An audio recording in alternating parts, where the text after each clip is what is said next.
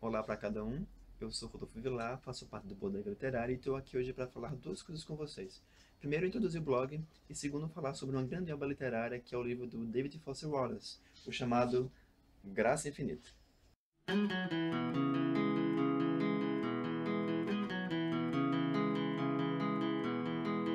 Bom, para quem não conhece o blog, o Bodega Literária é um site voltado somente para conteúdo literário, por novidade. Mas a diferença dele é que, além dele ser um blog totalmente alagoano, ele traz outras vantagens para você, como conteúdos exclusivos. Então, além de você achar lá resenhas sobre livros, sobre lançamentos e tudo voltado para o mundo literário, lá também vai haver crônicas, contos e romances que somente terão no Bodega. Um bom exemplo disso é o romance policial Fósforos Úmidos, do qual eu sou autor. Então, quem tiver curiosidade em descobrir mais sobre a história, além de resenhas sobre os livros, eu vou deixar no box de informações aqui embaixo o site para vocês acessarem, a página do Facebook para vocês já darem uma curtida e o Twitter para vocês ficarem mais perto das novidades que sempre surgem pelo blog, ok? Bom, agora vamos falar sobre o livro do David Foster Wallace. Eu conheci o livro através do canal da Tatiana Filtrin, né? Ela fez a resenha sobre o livro e isso me interessou. Então eu fui lá e comprei.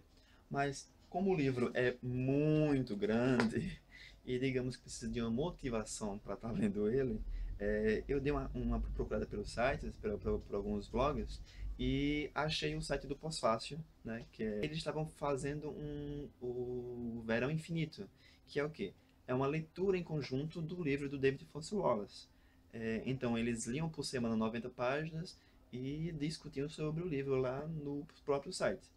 Então, eu peguei um pouco a temática deles, me desculpe estar plagiando, mas realmente precisei para um pouco de motivação. Eu peguei um pouco sobre a ideia deles e fiz o seguinte: a cada 90 páginas que eu conseguir ler, eu vou fazer resenha lá para o blog, né? E quem sabe eu vou estar fazendo vídeos aqui para o YouTube para você estar acompanhando. Um dos motivos para fazer vídeo no YouTube é a questão de não haver vídeos no YouTube sobre esse livro, né? Porque eu procurei e achei poucos vídeos. Então, seria uma ajuda para mim e também para quem fosse procurar mais informações sobre o livro, ok?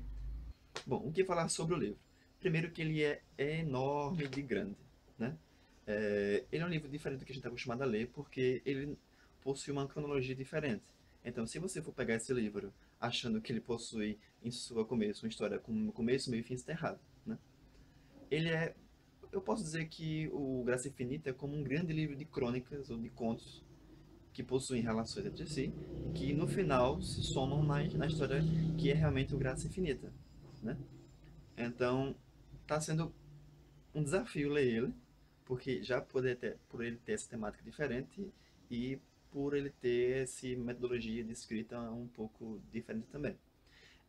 O que eu vou falar aqui não é realmente mais algo relacionado para algo técnico ou teórico sobre o livro, mas apenas o que eu achei, minha opinião e o que eu estou sentindo ao ler o livro, ok? Assim, é difícil falar um pouco sobre o enredo desse livro, porque ele é bem complexo de se dizer. O que a gente pode dizer pela sinopse é que não existe mais a América do Norte, existe sim um país agora chamado Onan, em que os anos lá não são mais regidos como, por exemplo, o ano 2012, o ano 2013, e sim eles foram vendidos para as grandes corporações. Então os anos vão ser dados por produtos que são vendidos na época, como por exemplo o ano da fralda geriátrica Dependence, como por exemplo o ano feliz, ou o ano do emplastro Tucky, ou o ano Dove tamanho boquinha, e assim etc.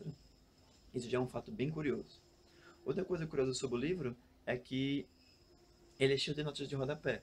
Então, enquanto você está lendo o livro, você tem que ir lá para a página final, que é como se fosse um apêndice, em que vai estar todas as notas numeradas. Então, se chegar uma parte do livro em que você precisa ler uma nota e você não for para o final ler, você não vai conseguir entender a história. Então, aí é que está a brincadeira do livro, que é uma grande piada do autor para tanto lhe tirar a atenção, como também para dar informação extra sobre o conteúdo. Então é importante ler as notas finais que tem no livro. E o mais curioso é que as próprias notas de rodapé possuem notas de rodapé. Aí a coisa agrava mais ainda. O enredo do livro é todo voltado para a família Incandensa, porque existem diversos mistérios que vão envolver essa família. Essa família, os Incandescentes, é formada por 5 membros. Primeiro a gente vai conhecer o Hal, que é o filho mais novo da família, em que ele é muito falado no livro. Então, o Hal é um menino muito intelectual, fechado. Eu vejo ele assim, no início da história ele é tido como alguém muito certinho, que quer seguir as regras para poder se, como é que se diz? Ganhar algo com isso. Mas com o passar do tempo ele começa a ser um pouco rebelde, então ele passa a usar drogas, ele passa a não querer frequentar a escola de tênis Enfield, que é onde toda a família lá mora, né? Então ele é um pouco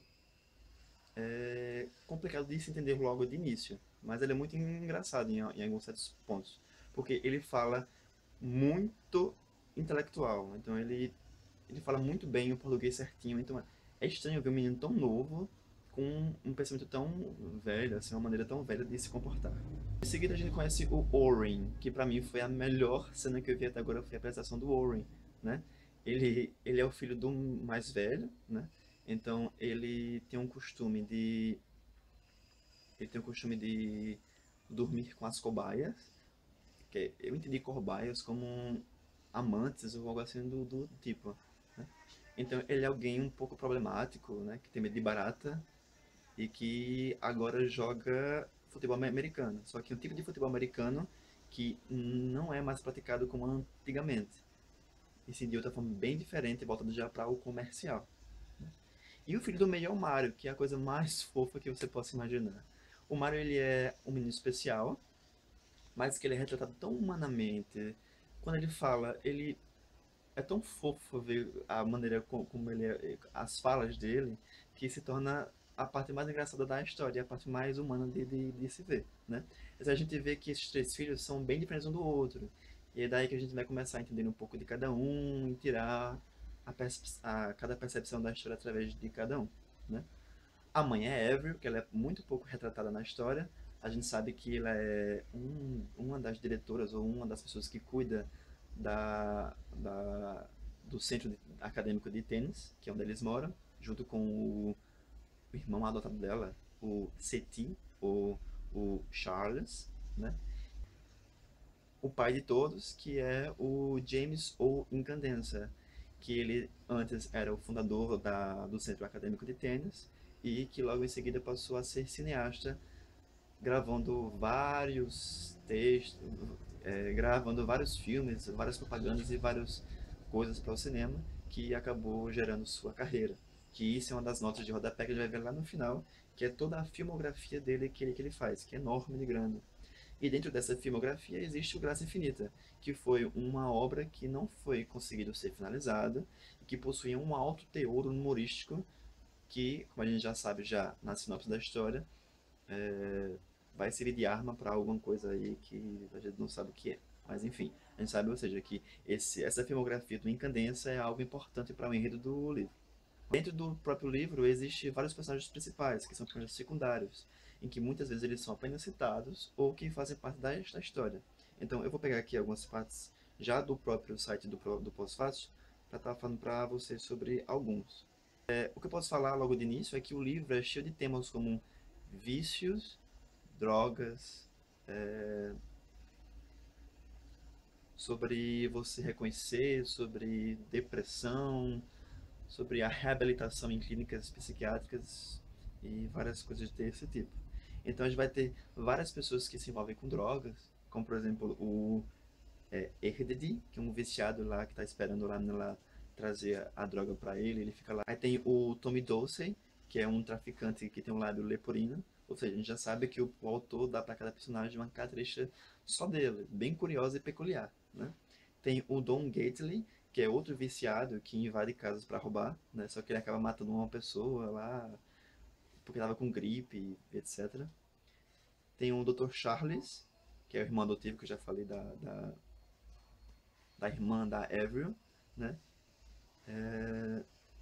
E tem outra personagem que, pra mim, foi que ganhou a maior importância do livro até agora, que é a Kate. Bom, a Kate, ela tá numa clínica psiquiátrica em reabilitação, né, que ela quis se matar. Então ela tá num processo depressivo lá, ela é o médico que tá entender ela, e ela explica por que está naquela situação, como levou a ela, etc. E dá para perceber que o livro, às vezes, ele é muito biográfico na parte das vezes, porque o autor sabe muito bem falar sobre esse tema.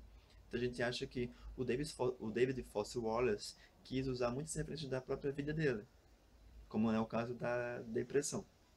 Então essa parte da Kate, para mim, foi uma das melhores. Então, para mim, tá valendo muito. Bom, então é isso. A gente já, como eu já li agora, tem 95 páginas, já tem muita coisa lá especulada, e a gente tô muito empolgado pelo restante. A gente sabe que muita coisa vai acontecer daqui em diante. Então, para quem for curioso, acompanhe lá no blog do Bodega Literária mais sobre os posts e resenhas sobre as outras partes do livro, ou então espera aqui no YouTube mais vídeos sobre as outras partes do livro também, ok? Quem gostou, dá uma curtida e não se esqueça de passar lá no Bodega para conhecer mais sobre o blog e os conteúdos exclusivos que você pode conhecer por lá, ok? Tchau e até a próxima.